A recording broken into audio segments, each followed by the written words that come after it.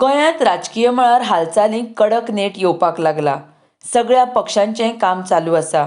खंय कितें घडामोडी घडटा, कोणाची युती, खंयचो पक्ष फुट्टा, अश्यो सगळ्यो गजाली आयकुपाक येता। ह्याच संदर्भांत महाराष्ट्रवादी गोमंतक पक्ष मोगो पक्षा संदर्भांत म्हत्वाची व्हड बातमी सामकार येता। मोगोचे आमदार फुडारी सुदीन ढवळीकरान भाजपा कडेन युती करपाच्या यत्नाक सुरवात केल्या म्हण बातमी सुत्रां कडल्यान मेळटा। फाटल्या आठवड्यात ढवळीकरान गोंयचे भाजपाचे वेंचणूक प्रभारी देवेंद्र फडणवीस हांच्या मुंबय कार्यालयांत तांची भेट घेतिल्ली म्हण बातमी आसा।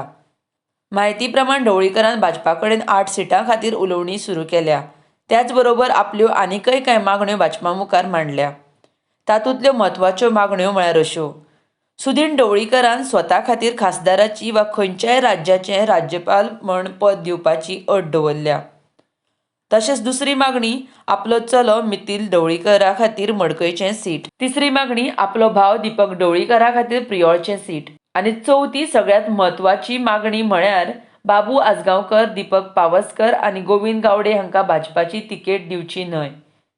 आनी जर तर भाजपान ह्यो सगळ्यो मागण्यो मान्य केल्यो तर मोगो 5 सुवातांचेर युती करपाक तयार आसा। आनी त्यो 5 सुवात्यो म्हळ्यार शिरोडा, पेडणें, प्रियोळ, सांवड्डें आनी मडकय। ह्यान पयलीं कितलेशेच फावट मतभेद जावन निमणे वेंचणुको लागीं पावतकच सुदीनान भाजपा कडेन हात मेळयल्लो आसा। जश्यो वेंचणुको येतात तशे रिंगणांत मोगो भाजप एक जातात। मात अशें जाल्यार मोगो खातीर जीव तोडून इतलो तेंप काम करपी मोगोच्या हेर फुडाऱ्यांचो फुडार कितें? केतन भाटीकर, जीत आरोलकर सारकिल्ले तरणाटे फुडारी फाटलो कितलोसोच काळ जालो मोगो पक्षा खातीर वावर करीत आसा।